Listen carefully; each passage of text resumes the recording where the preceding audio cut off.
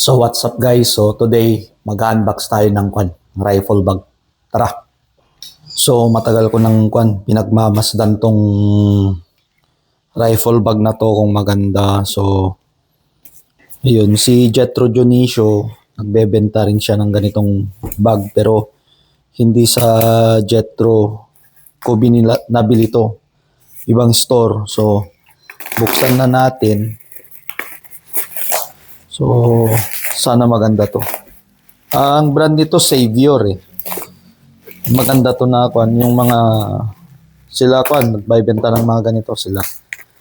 Jessica Tampoco, tapos mga iba pang gun store. So meron sila. Yan lang ang ang Savior, medyo pricey siya, medyo mahal. Yun. So tingnan natin kung tapos i-fit natin dito. Ang ilalagay ko dito ay yung SIG MPX. So sana magkasya siya. Pero ang alam ko sakto lang siya. Saktong-sakto. So yan. Savior. So kukunin ko yung PCC para i-try natin dito. So bago natin isukat pala yung PCC, so buksan na muna natin. Tignan natin kung ano yung nasa loob, mga compartments, yan. So buksan ko na. Pag binuksan nyo parang anipis oh. Pero ang alam ko may to. Yun. So ito yung niya. Ito dito na part yung sa baril. Sa rifle to. Tapos itong mga ito, magazines to eh. Dito mo lalagay mga magazines, mga ibang gusto mo at saka sling. Hindi to backpack. So sling siya. So pa side mo siya gagamitin. So ayan, yung sa loob, labas. So try na natin yung PCC na ilagay.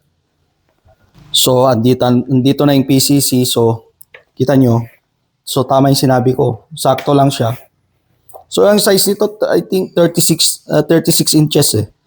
Try natin ipasok. Ilagay sa loob. Yan. Teka, yung magazine baka mahulog. Yan. So, eto. Buksan natin dyan. Yan. So, ganyan. So, depende kung So, tama na to. Dito na part. Yung paghawak niya. Yung Yan. Tapos ito, i-adjust ko dito sa baba. So, try natin i-adjust. So, adjustable to eh. Tatanggal. Tapos, ipasok mo dun. Yan. Madali lang naman tanggalin at saka ibalik. Yan. So, ganyan siya. So maganda tong velcro niya, yung klase niyang velcro niya.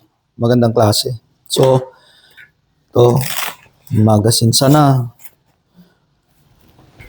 Ayun, padded naman siya. So okay lang. Padded naman siya. Ito, malaki. Tama siguro.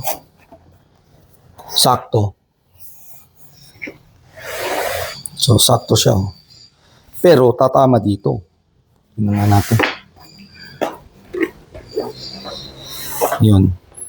Tatama siya. So, hanap ka ng ibang pwesto or If may kayo, toolbox kayo na hiwalay nyo na lang yung magazine at saka yung unit nyo.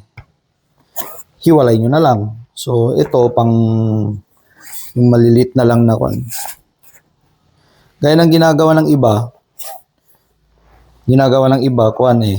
hiwalay yung magazines nila, tsaka dun sa baril, nilalagay sa toolbox, pati ammunition, isang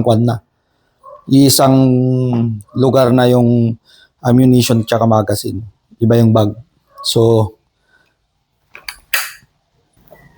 yung mga parts ng magazines ko, lalagay ko na lang dito sa sa parteng ammunition para sa PCC ko. Kasi hiwalay, mini rifle tsaka PCC, tsaka mga pistol, hiwalay eh. Yung mga kwan ko. Tapos itong mga kwan niya, manuals niya, ganyan. Yung free niya noon nung binili ko, so lagay ko na lang dito. Na part. Tapos itong plug, syempre dito.